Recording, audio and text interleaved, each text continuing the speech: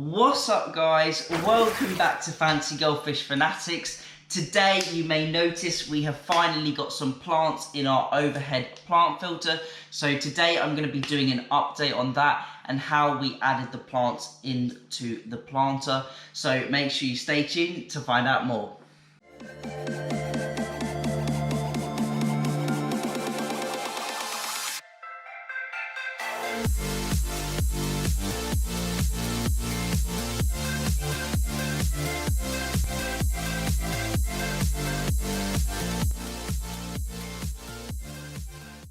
Hey Fanatics family, welcome back. As always, remember to check out those links in the description and make sure you join our Facebook group. As I said, today we are putting the plants or the pothos plant into our overhead plant filter. Now, I'm going to be overlaying some footage of what we got and showing you how we did it. As you can see, the plants are already in there, but I'm going to be showing you how I did that right now. I'm going to put it all up on the screen for you, and then hopefully maybe you guys can try to emulate that at home if it works out and if it is successful. So I'm going to overlay that footage right now. A few moments later. First of all, you can see we've got the large pothos plant here. There were some smaller plants in the garden centre, but I did decide a large one would have that instant visual impact, and this is a variegated species. So the first job was to remove the pot and then slowly remove all the soil that was around the roots, so none of this would enter the aquarium, as potentially it could have fertilizers in, things like that. So slowly we needed to remove all of the soil from the roots, and luckily I had my friend to help me do this while I could film, so thank you for that. The soil was all bound into the roots and it had quite a good root system, which is really essential when trying to use one of these plants, as we need those roots to hang through the planter or the basket down into the water column, so the plant can remove those nutrients and suck that up into the plant itself.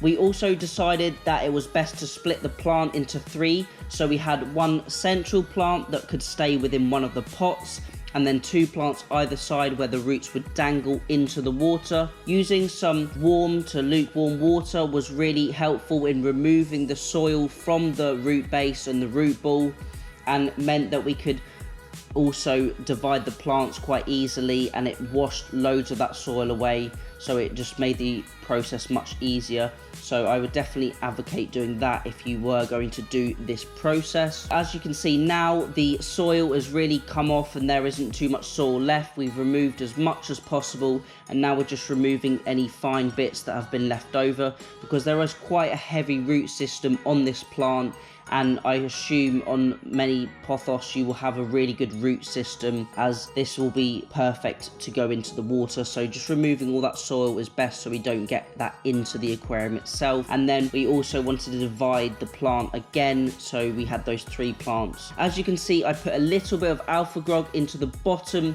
of the plant pot, and then would cover this with soil, and then we could put the pothos in and then plant that nicely. So this plant will actually not assist with removing the nutrients from the aquarium, but it will just have a bit of a visual impact, so the planter didn't look too bare.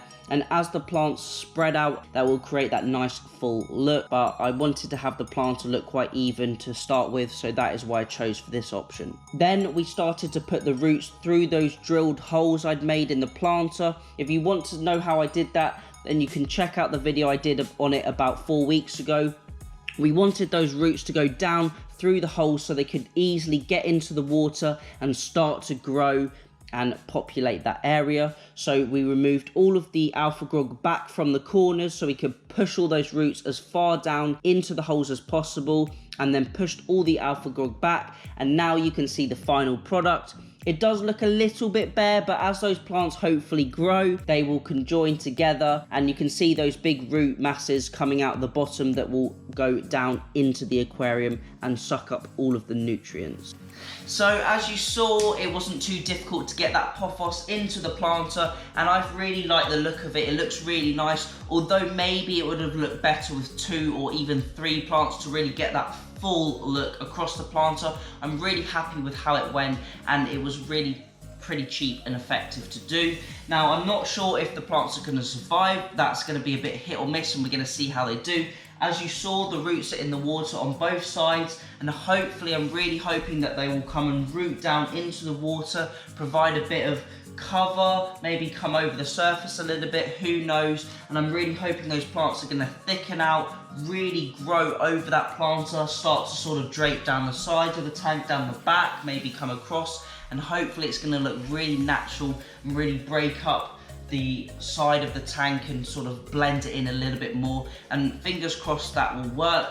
But as I said, it's a bit of a challenge and we're going to see how it goes. Also, you may have noticed I have some Salvinia minima floating across the surface of the tank. Another little thing I wanted to try to help remove the nitrates. Obviously with goldfish, they will likely eat this and peck on the roots and suck on the roots. But so far the arowana doesn't seem to mind them, and he hasn't eaten any at all, which is really good. And I'm hoping that will form large, big groups of it that will float across the surface, that will provide a bit of cover, a bit of shading for the rays below, and also it will really help to remove those nitrates. Once they start to cover the surface too much, I can just take them out and then dispose of them in the rubbish or in the compost, for example.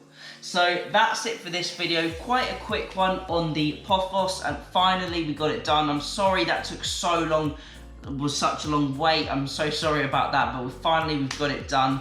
And in the next video, we are finally going to be setting up the outdoor pond, and we're going to be going through all of the videos on cycling that. I am super excited. Next weekend, I'm going to look at a few fish. I'm going to go to a breeder and have a look and see what's available at the moment. So then maybe in, I don't know, 6 weeks, maybe something like that, we can start to get some new fish, some new goldfish in the pond outside, and I'm super excited to get those, and I'm super excited to show you guys on the channel the new fish as well, because I know lots of you have been asking about when am I getting the goldfish. So finally things are starting to work, and we're going to hopefully get some very soon.